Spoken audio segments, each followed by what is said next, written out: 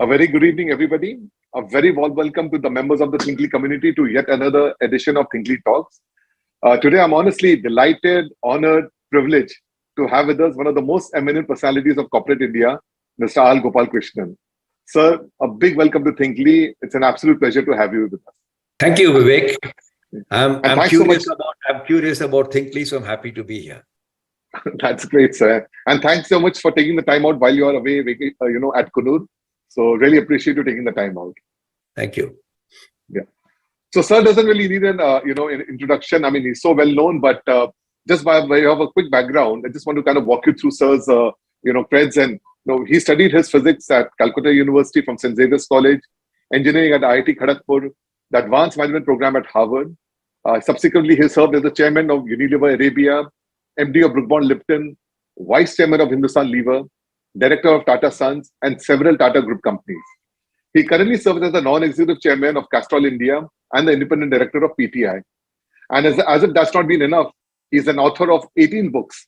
In fact, I just realized there's 22 books if you were to include the 4 languages that he's been translated in. Books like the Inside the Boardroom, the 6 Lenses, the Made in India. So, sir, you've really been keeping busy, and it's really been a sterling, amazing career. Thank you. You're very generous in your comments. I'm trying to do my little bit. Well, sir, it's an honor to have you here. And I think before we kind of get on to, getting advice from you about the career, I would love to really understand your story as to how did you really pursue the career that you did in FMCG.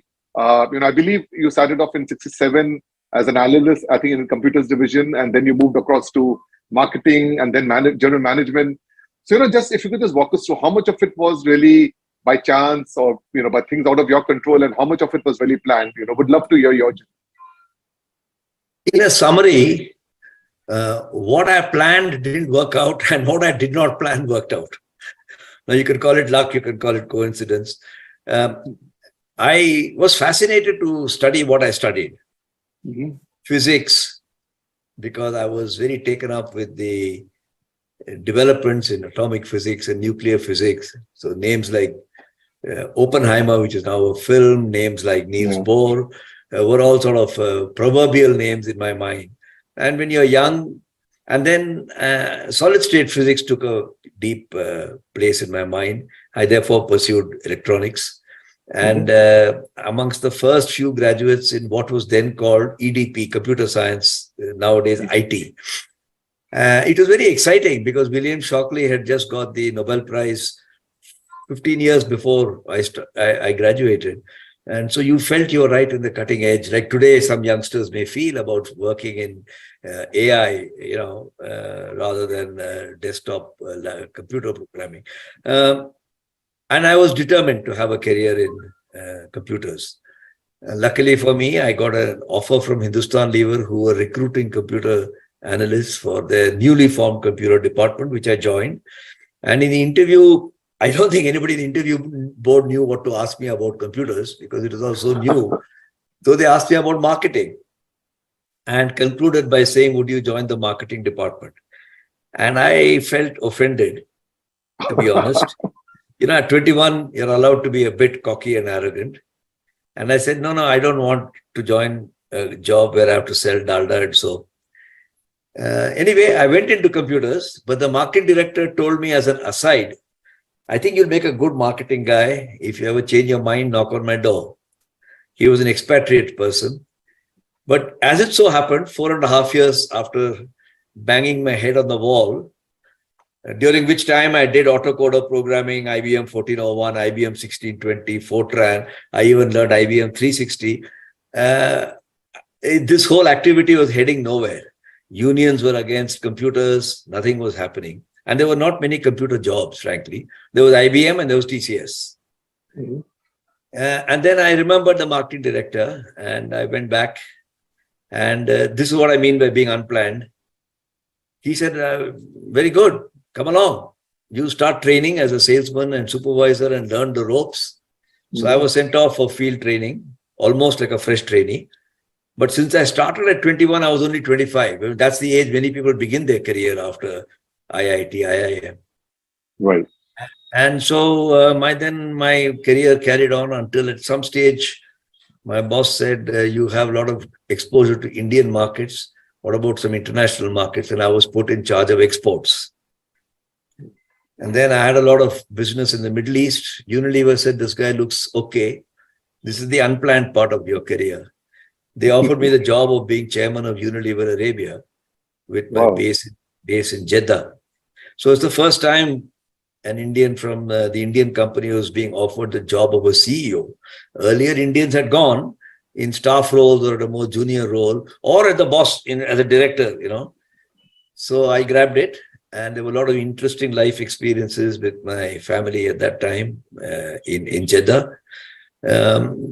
When I came back, they asked me to be the managing director of Brook Bond. So I went in from computers to sales to marketing to general management to international marketing, came back, and then I was vice chairman of the company when I met Ratan Tata. And he asked me whether I'd be interested in helping him to implement a master plan that he had prepared. Right. And again, it's a chance. I felt I had known everything about shampoo and soap and dalda, but knew nothing about how electricity is generated, how software code is written, because everything had changed, of course. Right. How steel is made, how trucks are made. So I made that switch as well. So it's been a wonderful journey, a lot of coincidences, and I suspect everybody's career has, the turning points are coincidences. The straight paths are planned. Right. Though we tend to think that we have planned the whole thing.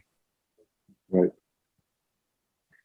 No, absolutely. And in fact, as you were recounting your experience, I was just going back my career thought, because I started off wanting to be somebody who would actually go on and become a physicist, So after my graduation in physics from St. Xavier's, Mumbai, I somehow landed up doing my MBA, And for the first, year or so, I was actually quite disappointed, always kind of regretting that I didn't continue there. And I think now in hindsight, I look back and I'm kind of glad I didn't go on that path, because it's one thing to love Carl Sagan and to love Cosmos and to think about it. But it's, I think, something else to build a career. So do you have any remorse, or are you kind of glad that these twists and turns happened the way it happened for you? Well, since I didn't influence the twists and turns, I took the twists and turns that came my way. So it's like a rail with the track is leading left or right, and I just went. So I have no regrets. And I'll tell you why, listening to your own experience and, whatever I narrated. I believe strongly, and I would say to your audience, remember what I'm about to say. There is this principle called the principle of obliquity. That if you aim to do something in your career, it may or may not work. Just like in billiards or snooker, you sometimes have to aim off the edge of the table to net a ball or to hit the ball so that it goes off at an angle. In carom, you do the same thing. Life is a carom board, or a billiards table or a snooker table. And the principle of obliquity basically says that if you aim to do the right thing, then the right result will follow. If you aim to do what is right, as a result, then you may not get there. So even in promotions, I would say, don't aim to become general manager by the time you're 30. Aim to do the right things to put yourself in that position. It may or may not happen. But if you do the right things, this is the karmic philosophy, I suppose, of saying, it'll be familiar to all Indians. You do the right thing and the right things will happen. You aim for the right goals, but the right thing may not happen. Those who play golf or sports will also know that isme chakka marna hi hai, then you'll probably get out. Right. Absolutely. I think well said. So, sir, moving to really to the topic of today, which is about how to supercharge our career and how to really think about career planning, as somebody has to think about over the next 2 to 3 to 4 decades of career. And like you rightly pointed out, there are so many twists and turns, something which happenstance, and some things which are in our control, or a lot of them are not in our control. How should somebody think about it? Because obviously when you start off now, let's say after an MBA or after your graduation, and now you're planning your career, and then the careers nowadays also are really changing, because gone are the days where you could get into an industry and stay with it for 2-3 decades.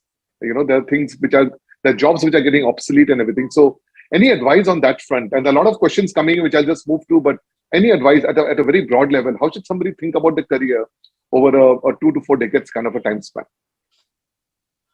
I hesitate to give advice on how to plan your career, but I can share my experience. And if somebody wants to take that as advice, that's fine. If somebody thinks that's rubbish, it's for the older generation, that's also okay with me. There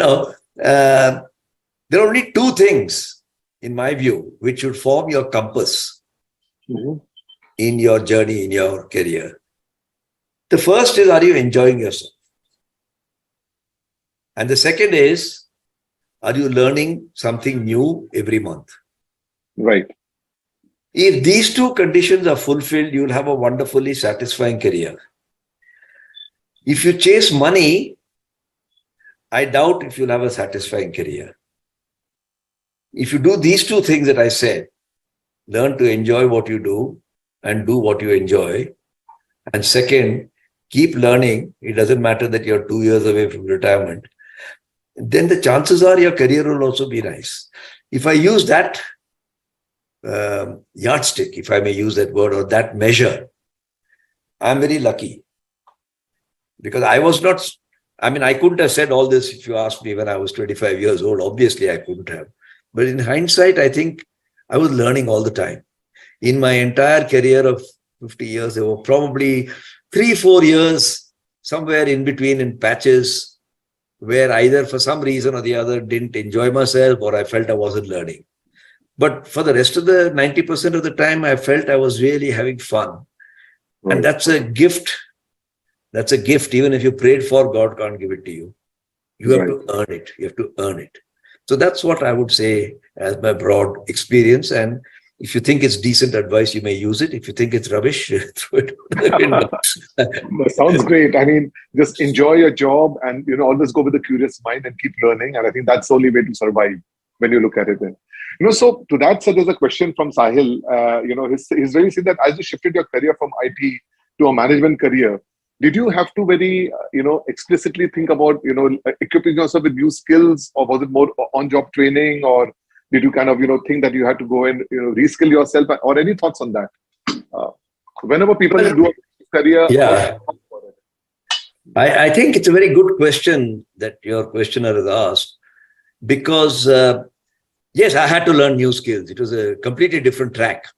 I was used to running my train on a familiar rail track, and suddenly I was put into from broad gauge to meter gauge or meter gauge to narrow gauge. You had to re-rudder yourself. I'm a strong believer that in your career, to keep learning, you must not be doing the same job in the same geography, in the same function, with the same people for too long. That is a killer of learning. Now, many people don't think this is very important. In my own career, I have had 15 bosses over 50 years. An average of every 3 years, I change a boss. I didn't change a boss, the boss got changed. And I have not been in the same company, although people may say, well, Unilever is Unilever. I've worked in Unilever in India, I worked in Unilever in Arabia, I worked in Unilever in the UK. I worked in Tata's and I've been associated with several Tata subsidiaries. So I've had a varied sort of experience. And I'll tell you why I'm saying variety is very important for a career. Variety doesn't mean you have to change your job, your company. You may change your role within the company, which is what I did. And that way you can maybe have a career for 30, 40 years in one company. But on the other hand, you may want to change your job. That I'm not sort of advising on that. But the reason why you must keep changing every 3-4 years, and there are 4 vectors on which you can have change. I'd like to point that out. The vector of function, the vector of location, the vector of domain.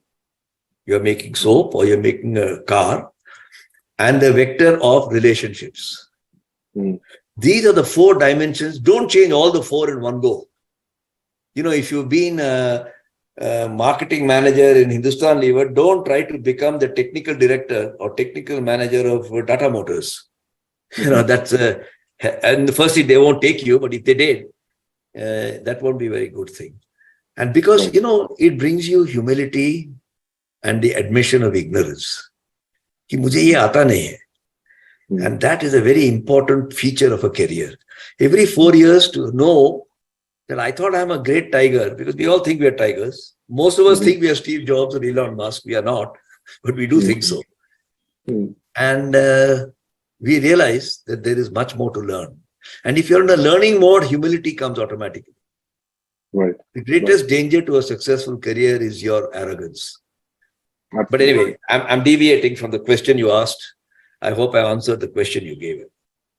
So you're not deviating. Please feel free. Please keep it, free willing. I think, we just hanging on to your words. There's a very interesting point from somebody by the pseudonym of Darth Vader. That's really a character from Star Wars. But he's saying from the outside, Tatas and HUL seem two different worlds. Were there any challenges while jumping from one to another, especially so much later in your career? When you would have typically thought, you just kind of consolidate, having to decide. And like you rightly said, moving from FMCG to electricity to motors.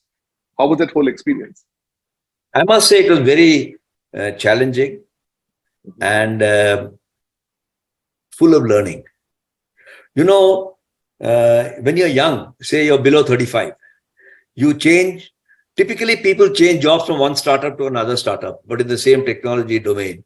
Or they change from a FMCG company to another FMCG company. Or they change from a distribution-oriented company to another distribution, or research-oriented company from one pharma company to another pharma company.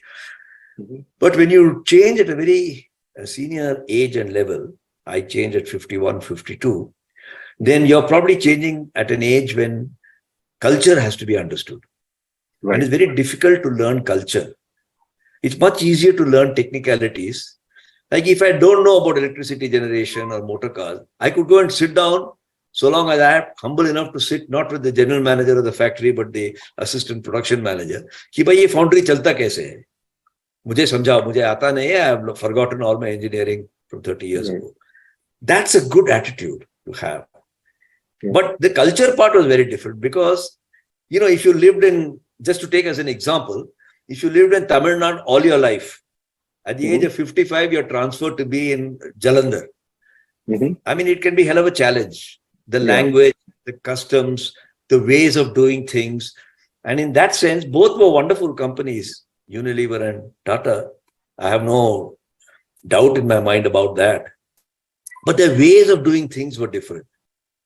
And I had to, it's like having a driving license in India or right-hand driving. And suddenly land up in Los Angeles thinking you have 30 years driving experience. So somebody gives you a car key where the GPS system is talking to you, turn left, turn right, and you don't know how to handle that car. It's exactly the same feeling. You know how to. When I failed my driving test in the UK, I was crestfallen. And the guy told me, "Sir, you have learned how to move the car, but not how to drive." And that's what happens when you change companies at a late stage. It was challenging, but since I didn't get fired, I suppose I survived it. You did good, sir. So, touching upon one of the points that you brought up, you talked about this very, interesting point, which is really culture of an organization, right? And culture, for example, especially when people make the switches from one company to another, or sometimes within a department to another, or when they have a new boss. I think the biggest challenge that sometimes people have, because the skills are the same, their attitude is the same, but the culture around them kind of suddenly changes, right? What is the kind of advice that you have? Because, people, a lot of times they kind of crib that there are issues around politics, there are issues about, having a boss which has got a very different style of working. And I think a lot of the time that alone defines somebody's success, right? So any thoughts on that? Technical skills are like vegetables or pieces of meat or chicken, and culture is the soup in which you place them. Right. The raw vegetables or even boiled vegetables or meat is of no use to you. It's only when it's put into the soup that it matters. And it depends on whether you put it into a tomato-based soup or a corn-based soup or a hot chili sour-based soup. So I think the underestimation of culture is one of the serious dangers that people have while making changes. What you have to do is to first recognize and be aware that culture is a very important part of a career, that you must understand. The second is culture by definition is not rational. If I'm a Tamil who has been in all my life in Tamil Nadu, if I go there and say, why do these Punjabis eat so much paneer, which is unknown in Tamil Nadu, they're not going to stop eating paneer because you have a question. Either you eat the paneer and join them, or you don't eat paneer.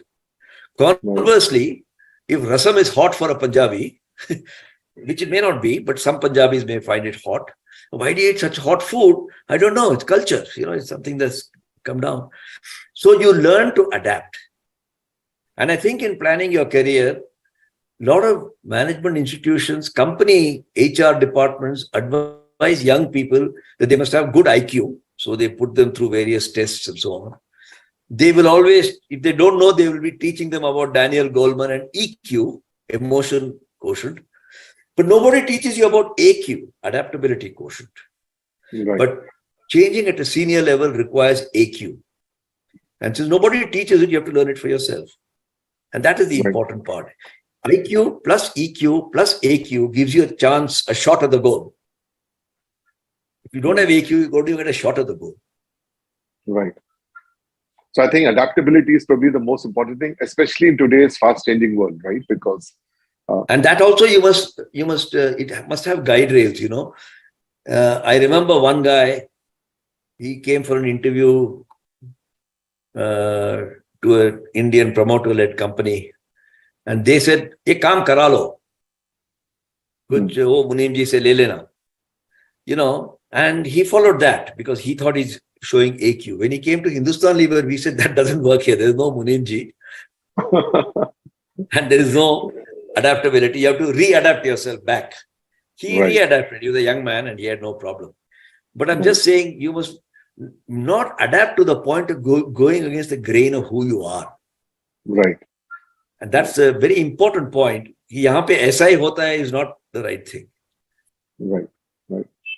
So there are quite a few questions talking about, really about the mid-career point of view. I would say that people, when they're in the 30s, typically people have started moving into what you could call as middle-level management. And some of them are now kind of, thinking about either switching jobs to kind of, maximize the potential that they have. Some of them are looking at switching industries. And some of them are actually looking at probably becoming entrepreneurs. You see a big wave of people towards late 20s and early 30s making the switch, right? What is the kind of advice that you've given to people who typically come to you and, asked about this? What should their decision be? Because obviously the advice would change from person to person based on their background or whatever. But any such things, that you kind of make somebody think about before they decide about switching a job, switching a career, or becoming an entrepreneur? There are two levels of the questioning that I have been asked, and this is what I have advised. I hope it was useful, because that you have to ask the party who took the advice. The first question is, why do you want to switch? Mm-hmm. Switching is not a virtue in itself. So why do you want to switch? And then you can get a variety of answers, which I need not go into. But broadly speaking, is it because something is unacceptable to you in your current role, or you happen to have a boss who's bad, or is it the company that's bad, or you have stopped learning and so you're feeling bored? Those are all possible reasons. Don't run away from a bad boss or boredom. Mm-hmm. It is better to switch when you're at a high, when you're learning and sort of satisfied. Then if the person says, I'm here as marketing manager, somebody is taking me as a marketing director, or I want to go into entrepreneurship, I want to make, Chyawanprash or whatever product I've learned because I've got this magical formula from my grandfather. I say, fine, that will give you greater satisfaction. Go ahead and do it. But understand the culture. If it's a large company you're joining or a small company, what is the culture of the company? And if it is a startup, I'll say, understand what the startup culture should be. Why are you making a startup?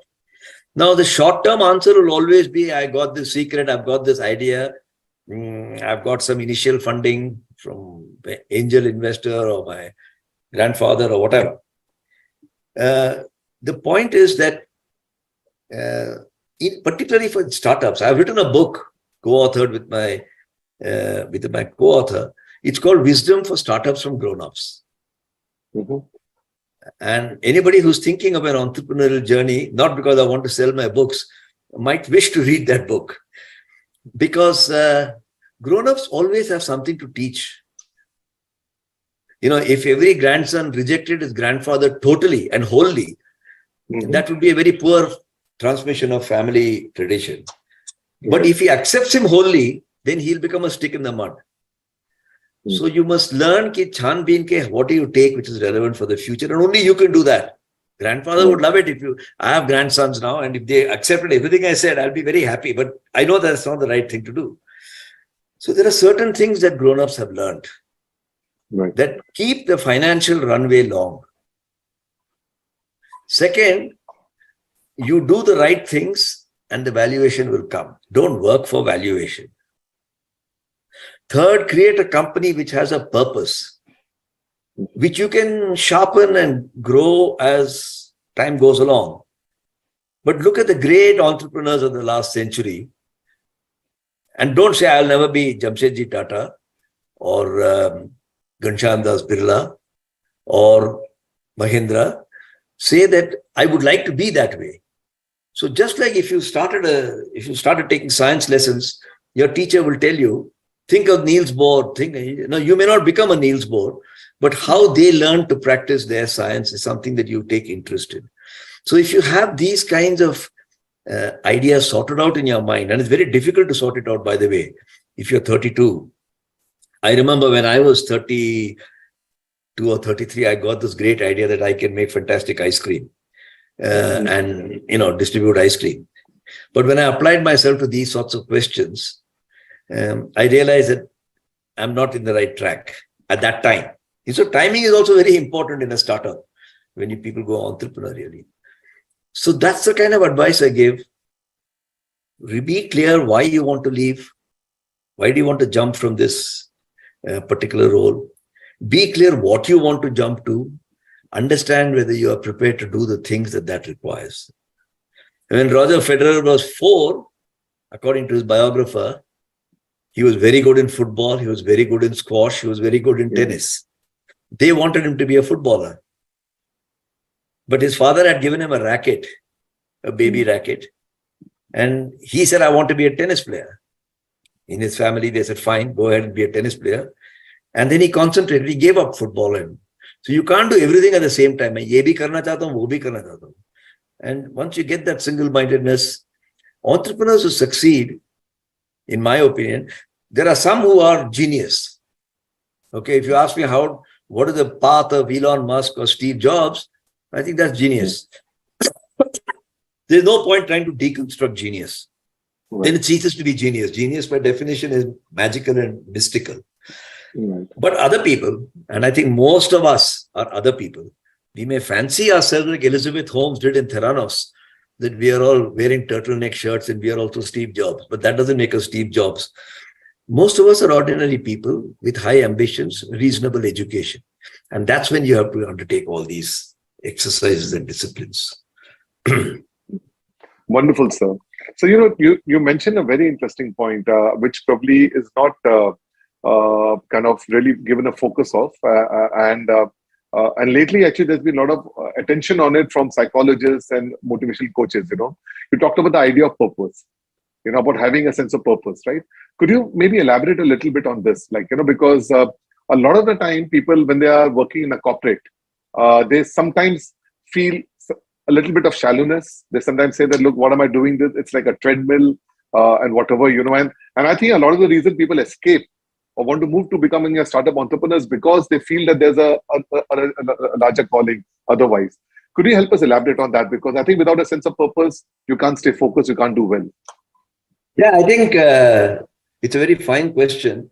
When it's good, first of all, to consider a change when you're not in a depressed state, because your mind is not clear at that time. So because I'm on a treadmill, I have the place is getting boring, I must have a change. In my opinion, is not a great idea. Now, if this point about purpose, I don't want to make it sound like high management philosophy, because then it loses its purpose. It can be very simple. I mean, when I know Jamshedji Tata was successful, Ghanshyam Das Birla was successful, and so on and so forth. Once people have become successful, their purpose becomes. But it is very simple. What William Hesketh Lever said in 1888 is, why do you want to sell soap all around the world? He said, I want to clean the teeming millions all around the world. Right. By making it that way, he brought in that hygiene was a very important factor in those days. That he wants to be global because there are millions of people all around the world, not just in England or Germany or somewhere that he wanted to do it. When Jamshedji Tata was asked, he said, because meri kamai unse aayi hai, from the community. So in some way I have to return this to them. So there was a circularity idea in his mind. When John Cadbury started Cadbury's, he said, what are you trying to do? He says, life is tough. I want to bring sweetness into people's lives. So these are not very profound statements. And anybody can write such a statement. But I think it's got to have an otherness about it.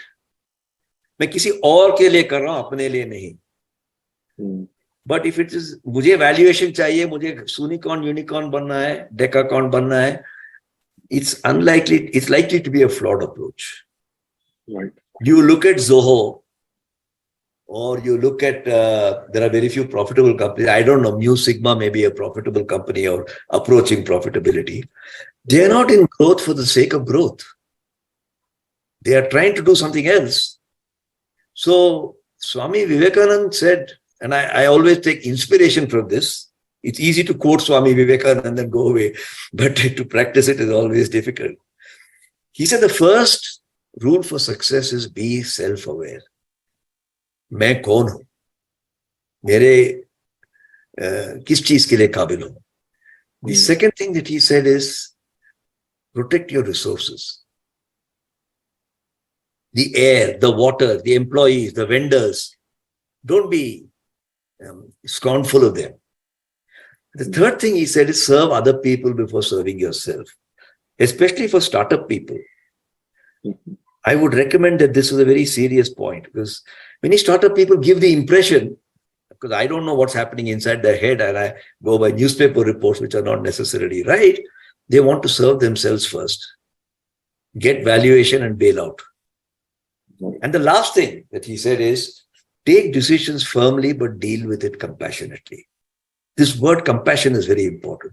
So I would recommend the same for your viewers. Right. Wonderful. And I think a great takeaway point from what you just said is about this whole concept of otherness. I mean, unless we bring in the otherness, we'll never feel satisfied. We'll never see the joy in what we're doing. Otherwise, it'll just become a crazy rush for money, right? Yeah, I know it doesn't sound very business-like and commercial, but some people say for every year of my life so far, I'm going to give 1,000 crores. And since I'm turning 60, I'm going to give 60,000 crores. It sounds very impressive when Economic Times publishes it. But frankly, that's not a purpose, And soon you find your ability to give the 60,000 crores has been limited by some other factors. True. Yeah. Great point, sir. So, sir, touching upon the same point that we were talking about, the mid-careers, there's a question here from Karishma. He said, for someone who's coming back to the workforce after a sabbatical, what tips would you share to ensure that you get the role and compensation you deserve? And I think, you could probably look at this thing from the context of especially of women who end up taking a break sometimes, You sometimes have entrepreneurs nowadays taking a break, and by the time they're ready to join back the workforce, their contemporaries are already ahead in the career and they don't necessarily get a break. So any thoughts around those, scenarios?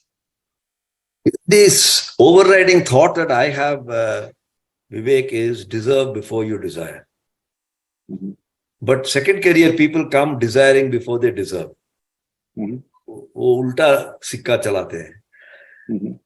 When I was in Tata's, I started a program which my colleagues executed with great distinction, I have to say, called SKIP, SCIP, which stands for Second Career Internship Program.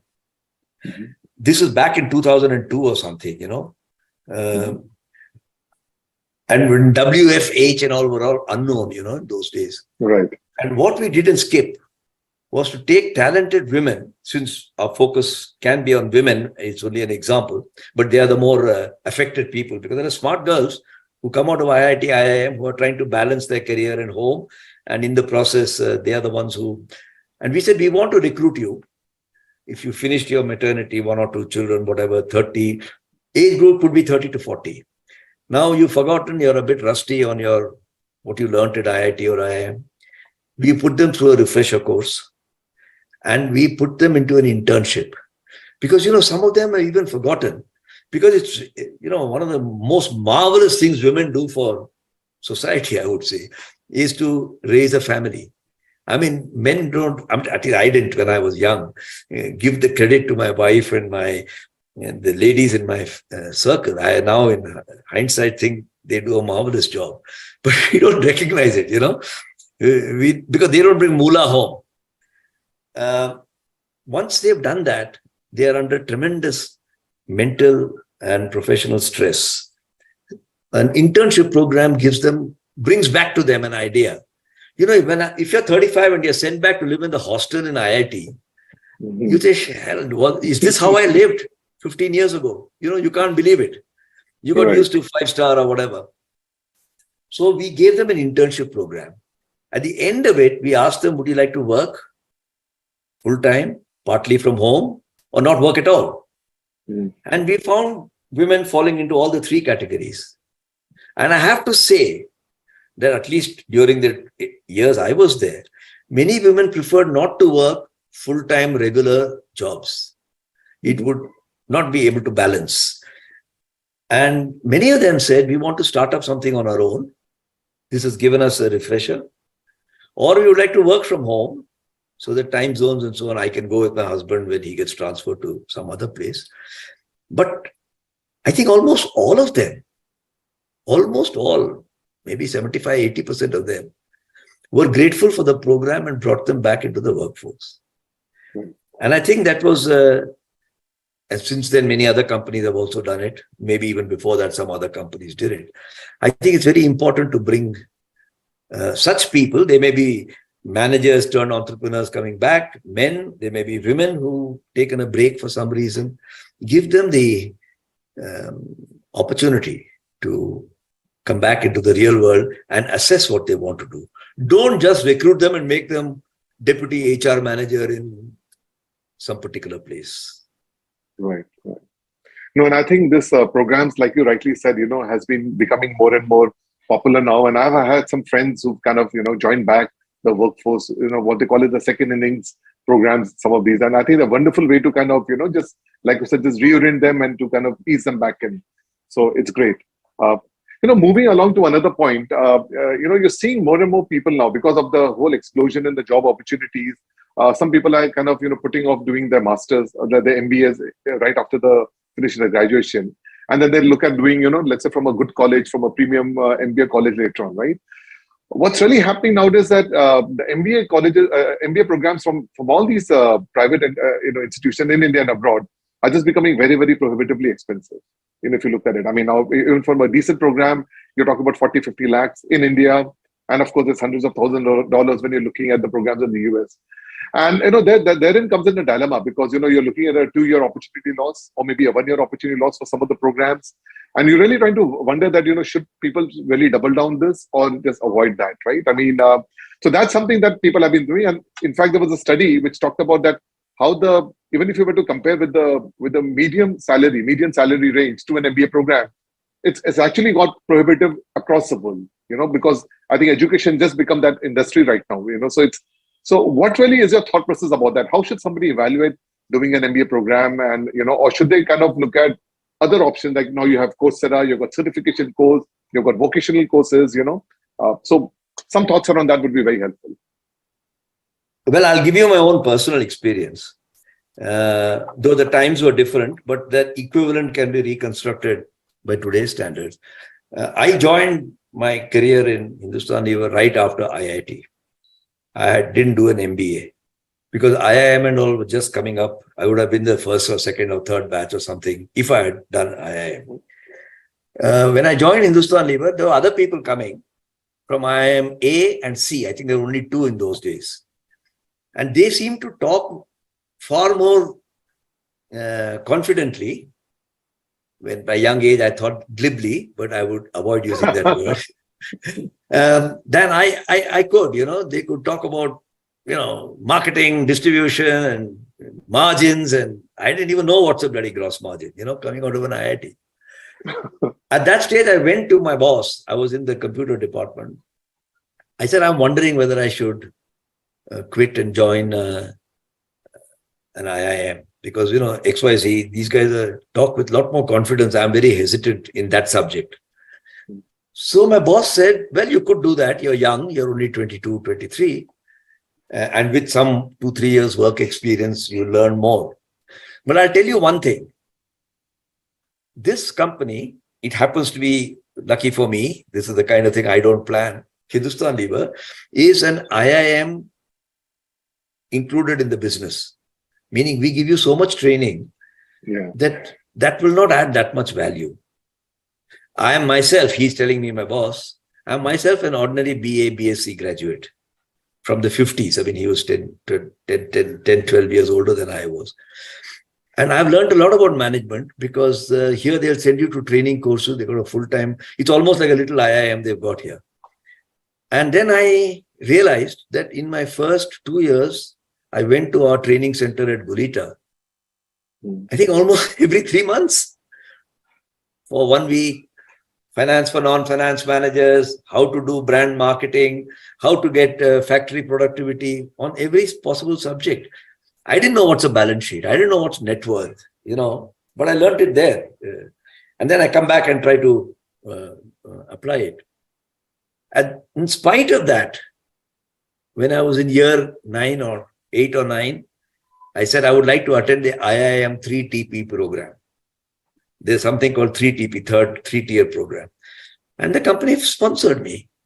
And I went for the highest level of the 3TP. Then when I wanted to go to Harvard, they sent me to Harvard. So each person has to find a route forward. But the purpose of going there is not to get a degree. Because you give up a lot, salary for 2 years, change, discontinue. The purpose of going is to say whether it helps you to better ingest the lessons of experience you've had in the previous period. Right. So every time I went to Gulita, it was after 3 months or 4 months, some things had happened and I was able to absorb. And I became, if I may say so, far more enriched because my mindset was that degree lena nahi hai, seekhna hai. I think I learned a lot more. Likewise, after 8 years when I went to 3TP, I was able to absorb a hell of a lot more because मैंने ये गली में घूमा है पहले. उस वक्त मुझे उलझन था कि क्या करे. But now I'm feeling better about it. And likewise in Harvard, I got a chance for 8 weeks to sit and say, what could I have done better in my job? And at least admit to myself, if not to the world, that I had cocked up a few things. So intermittent upgradation, not for the purpose of saying I'm from Princeton. If you can be from Princeton, that's fine. I mean, मुझे बोलने के लिए अच्छा लगता है कि Harvard गया था. I'm not disputing that. But to say that I have been able to be enriched by my own experience through the reflections that I got. See, learning happens through experiences, doing it better and doing it and reflecting on it. The third part of the circle also got completed. So for anybody who thinks that he would like to do it, apply this principle that am I trying to digest? मैं कल का जो दावत खाया है शादी में, उसको हजम कर रहा हूँ कि मैं दूसरे दिन की खाना सोच रहा हूँ. And then if you can follow the cycle, that you get a chance to reflect on your own experiences are your best teacher, better than a Harvard professor. Right. I think that's a great perspective. And there's an associated question. Of course, you've answered, you touched upon it, but I'll probably put that across the same. This is actually from Mr. Vijay Sonavane. Mr. Vijay Sonavane is actually a well-known counselor for education. A lot of people in Mumbai go to him. So there's a question from him. What is your advice for the aspiring MBA students from India? While Indian universities are not really insisting for work experience, while top overseas universities are insisting a good work ex of 4 to 5 years, how experience can change the whole learning experience and create value? So I think you touched upon it, but would love you to double down on that slightly. Yeah. I think I've touched upon it and answered it effectively. That value addition comes by digesting and reflecting on your own experiences. Right. And if you had zero experience, there's nothing to digest. Like Amavasya, your stomach is empty and your mind is empty. So I do believe there is some merit in the approach taken by American universities and many others, some in India also, that they give preference to people with some 3-4 years of experience. Otherwise, it's like doing a BA in psychology or physics or economics. Ratta maar ke nikal liya, it's forgotten, and that unfortunately happens. But I think I'm told more and more there are two big changes happening in MBA programs. And if that is so, I'm very happy. One is that the male-female ratio has changed dramatically. It used to be 595 or 298. And nowadays it is, 30-70 or even in some cases 50-50. In the odd case, I've heard people say 55-45. So that's one. Because women bring a fantastic perspective. I'm a great admirer. They think differently. And most of our men think in left brain straight lines. Women think in a different way. I'm not saying it is superior or both. You need both, but you need exposure. And the second thing is, from my experience, I can say that doing education intermittently rather than continuously adds value. And my own experience probably causes me to think this way, that every 10 years, I could come out of the swimming pool, sit by the sun and think before jumping back into the pool again. And I think that's very helpful. Great, sir. There's a question here from Vinita. And I think it's a great question. He said, are there any mentors or role models who have significantly influenced your career? And what valuable lessons did you learn from them? In fact, if you could probably maybe even highlight that, how could somebody really use mentors to effectively, work with them and to really enrich your lives? Would love your thoughts on that. That's a very good question from Vinita, I think you said. Mentors are not appointed. They appear. I make it sound like a Mahabharata, some god has appeared. But I literally mean it, because it depends on your frame of mind, not the other person's frame of mind. The best mentors I've had are real life people whom I've reached out and touched. They have instructed me. The people who have inspired me are people I don't know. There's a big difference between inspiration and instruction. So if you say, it's fashionable to say, oh, Gandhiji inspired me, Pandit Nehru inspired me, Narendra Modi inspired me, etc. Inspiration comes from people you don't know and whose flesh you have not touched. And that's also an important part of life. I'm not disputing it. But instruction comes from people who are close to you. For me, some of my bosses, my father, who came up the very hard way, like many of our fathers, a very tough way, but was determined to leave his children in a better state than he, and gave us that value that you leave your children in a better state than what I could give you. Times are changing, India is changing. So I think you have to look for mentors. I'll give you one example so that it doesn't sound... at a certain stage in my career, we were just thinking of starting a family, my wife and I. We had 2-3 transfers. And after 6 months in a particular role in Bombay, the boss called me and said, you have to go to Delhi now. So I said, yeah, Bombay mein ghar milna mushkil hai. I'm talking of the 70s, it's very difficult to get a house in the first place. And I've just settled down. And as I said, my wife and I were thinking of, now we'll be here for some time. Now you're saying go to Delhi. I had never, lived in Delhi. I knew nothing about Delhi. I went to my big boss, my director. I said, sir, I'm a very small chap. You're a director of the company. मुझे उलझन है इसको ये transfer order जरा cancel करा दीजिए. I didn't go to him for mentoring. You know what he told me? He said, Gopal, if you insist, I will speak to, but I know who I'm going to speak to. I'm going to speak to the chairman. Because the chairman has desired that you should go to Delhi. Because the difference between Bombay and Delhi is going to be a hot pot for you. And he thinks well of you, well enough that you should go to the hot pot and survive. Mm. Now, I could get scared at that stage. Ki yaar, mujhe wahan pe uljhan mein dal rahe, they'll put me into this hot soup. Mm. But his purpose was to tell me that if the chairman's eyes have come on, fallen upon a 27-year-old boy, ये तो बड़ी महत्वपूर्ण चीज है. Right. I took that message. Now, the mentorship was my preparedness and his advice. I went to Delhi. And since then, that has always been my guiding principle. That is the water I'm entering in the next place hotter and different, at least, from the water I'm leaving. And if it was, I must say, my wife was very kind and she sort of played along with me and followed me everywhere and kept adding her value. I think it worked well. So remember, mentors are not appointed, but they are sought. Mentorship is a matter of what you receive, not by what he gave. Lovely. And there have been occasions when I've gone to my bosses, now that we've all retired, and said, sir, you told me this, you remember? He doesn't even remember it. Ki maine aisa kaha kya? Because for you, it was a magical moment. But for him, we just had a conversation. Like the person who told me, when the chairman wants you to go there, you go. Right.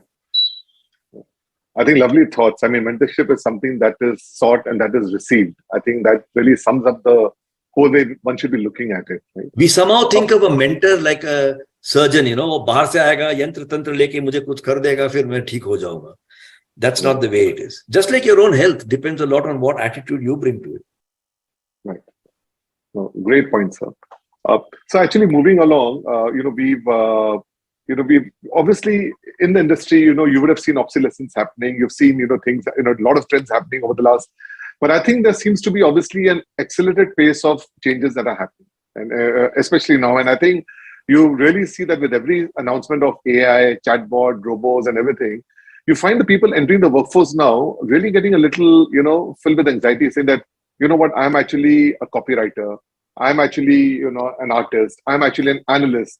Will I even have a job 3, 5, 10 years from now? And in fact, at the pace that it is happening, these are not questions that can be dismissive. Like, these are very, very valid points.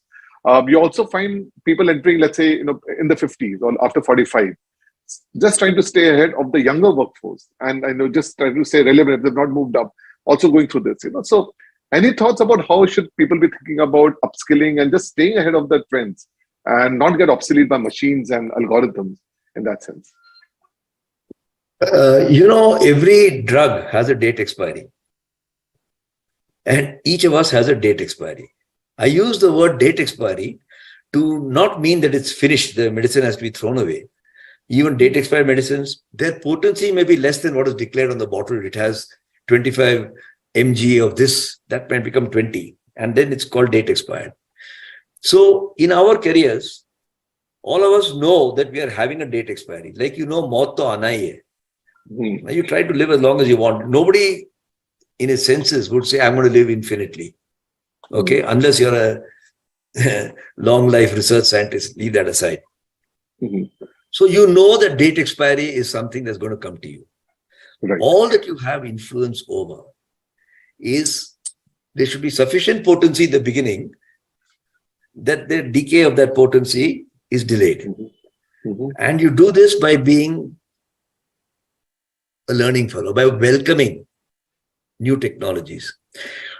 Your job will not be there. Even in my days, it was like that. It is not something new. People think AI is going to destroy. What did computers do in the 70s? I remember my early years, one of the things that I found frustrating as a young man is that the unions were totally against it. We were not allowed to import our computer. I set up the computer installation for ICL 1901A, I cancelled it. I then set up one for 360, I cancelled it, which is one of the reasons why I said my timing is wrong for this career back in 69, 70. So I think one should work on the assumption that these are going to, but they don't destroy jobs. They change the nature of the jobs. Now, if you're not willing to change, I remember in the depot, we had guys with a double foolscap sheet with carbon paper, entering truck number 1, 2, 3, 4, 100 cases of Lifebuoy. Now, if you want to do that till you retire, then I'm afraid you don't have a job. But if you're willing to first go to the comptometer, from the comptometer, you went to the facet machine.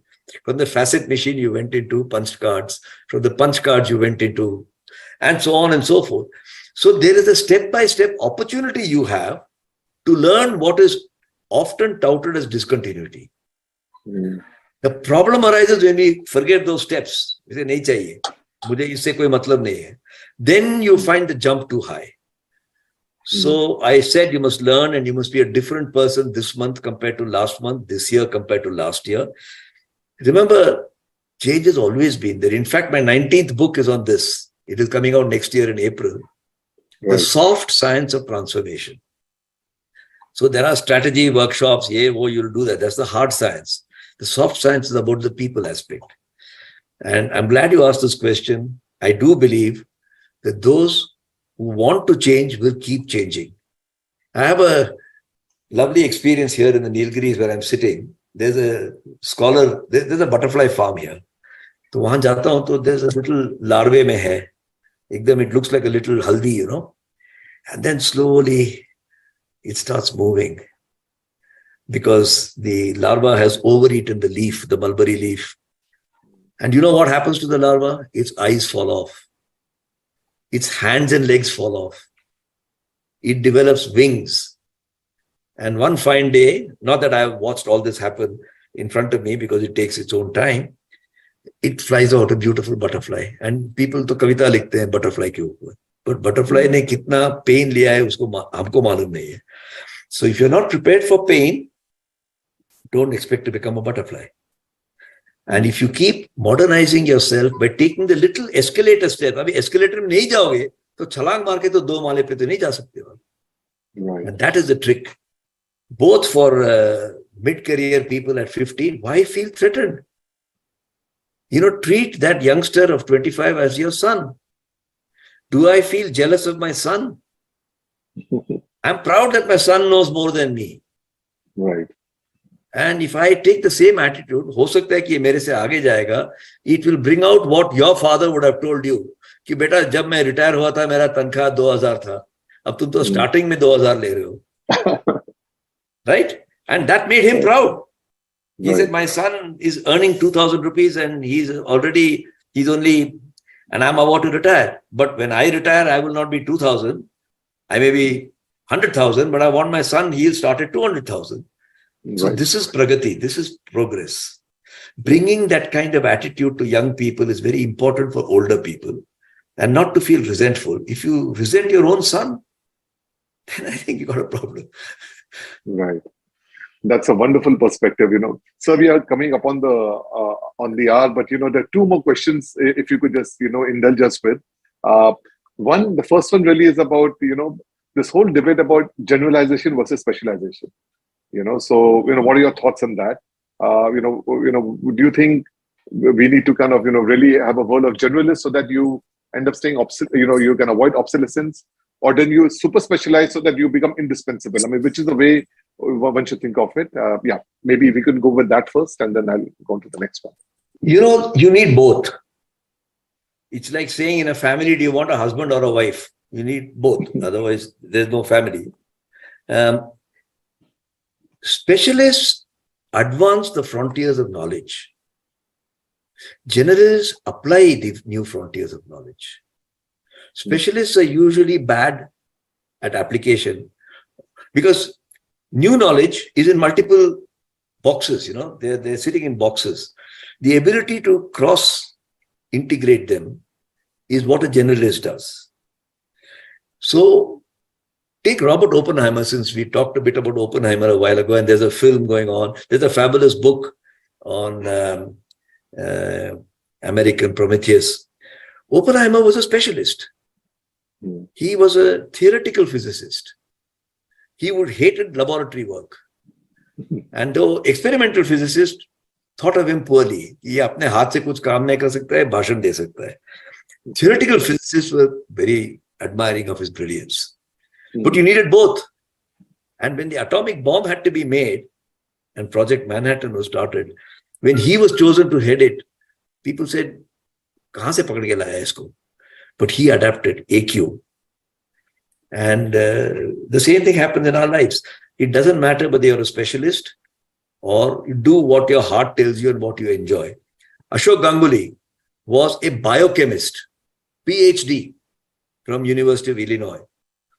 In 1973 or 72, the then chairman said, this fellow looks like a bright fellow, send him to the factory to work in the heat and make soap. Initially, the reaction was, well, I'm a PhD from University of Illinois, went there in the 50s and 60s. But he took the challenge, he went, and he became the next chairman. So a specialist became a generalist. So always remember, you need human beings who can advance knowledge. You need human beings who can integrate knowledge. The same person may do both, like Robert Oppenheimer did, like Ashok Ganguly did. Some people may be much happier doing whatever they are good at, and they may get the Nobel Prize for that. That's fine. Right. Wonderful, sir. And just to kind of bring to the close, I mean, your thoughts around work-life balance. Is it a myth, or is it something that actually can be achieved? And your perspective, I mean, you've actually authored 18 books while keeping such senior roles. Just walk us through that full thought process. It's too excessive to dismiss it as a myth. But it's equally erroneous to dismiss it as a new gospel. As though this is some big circus act. Work-life balance, yahan se upar se niche gir sakta hai. There is no perfect way to do it. Just like you learn cycling. Do you need a balance? Yes, you do. Otherwise, you'll fall off. But does it mean you should not do cycling? That's also not true. Right. You achieve work-life balance by two people or three people in the family, essentially, figuring out where that balance lies. The tension on work-life balance comes when there's a disagreement between the Mia and the Bibi on where that balance lies. If the Mia thinks he's going to come home and get a chai and pakoda at 6 o'clock, and the wife thinks she's also from IIM and rightly wants to also come back at 6 o'clock and get pakoda and chai, you have to find other ways. So I think it's very personal. I would hesitate to call it a myth, but I would say it is the elephant in the room of a family, not of a company.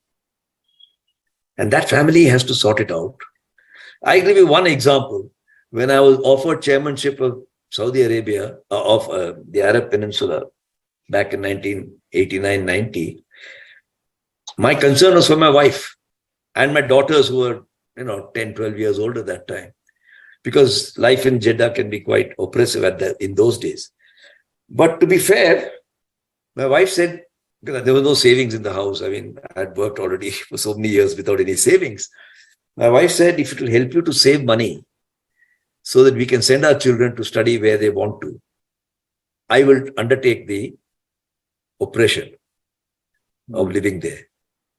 Now, she made that compromise and it helped me to go there. And indeed, I could save more money than I earned in the whole time I was in India, because life was different. And my children could go and study wherever they wanted to. Now, today we sit back at our age and say, "Theek kiya humne." But I don't know. If my wife had said no, we wouldn't have gone, and maybe outcomes would have been different. They may not have been worse, but I can't tell. So the work-life balance is a strictly personal matter between a Mia and a Bibi and his children. And the demands. And I greatly admire people who have a mother to look after or a child who's challenged in some way, who turn down opportunities because that is their priority. And I think that's equally honorable. I don't think poorly of them at all. Everybody doesn't have to be the chairman or the managing director. Work-life balance is in the personal domain, not in the office domain. Wonderful, sir. I mean, this was absolutely fantastic. I didn't even realize how the hour flew by. I wish you could look at the chat. I mean, everybody out there has just been thanking you. I mean, people are saying such words of wisdom. This has been fantastic. Would love you if you could probably visit the chat later on. You'll probably see it. But thank you so much, sir, for your time. Really, No, really. forgive me for being a Dumbo. How do I get to the chat? We'll just work it out for you after this. We'll just help you download the app and get you there. But would love to have you on Thinkly again, and would love to actually meet you in person whenever you're back in Mumbai, sir. Sure. Thank you very much for hosting me, and all the best.